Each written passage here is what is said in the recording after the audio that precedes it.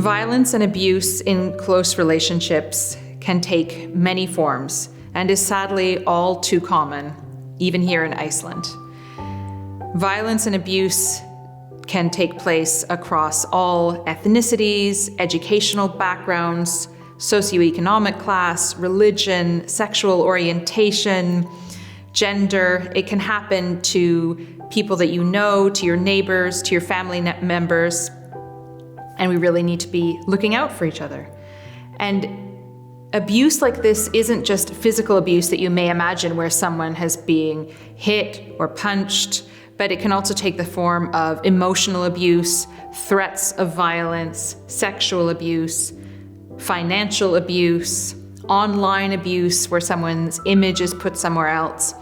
All of these forms of abuse are illegal and they are not okay, and they are unacceptable.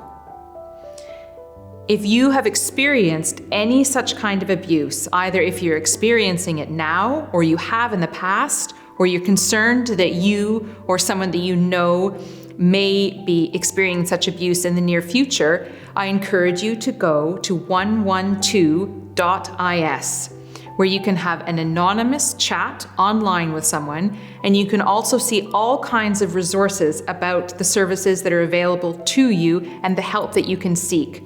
There's information there on the women's shelter, on Stígamót, on Bjarkarhlíð, places that are in Reykjavik, places that are in Akureyri, and a lot of really good and helpful information. They can also answer all kinds of questions for you. And if you're sitting at home somewhere or somewhere on your phone and you're watching this and you think, well, this happens to me sometimes, but it's really not as bad as I think it is. I don't want to trouble those people. I don't want to bother them. You're never bothering anyone by contacting them. If you ever have any concerns or anyone that you know, please go to the website, type in a question or a concern, and people can help you out, and people can help out the people that are close to you that you may be concerned about. You are never being a bother or a hassle to anyone by getting in touch with them. And this is a wonderful website, and I suggest that you also let your contacts know about it as well. As you can see, it's available in English, it's also available in Polish, and of course in Icelandic.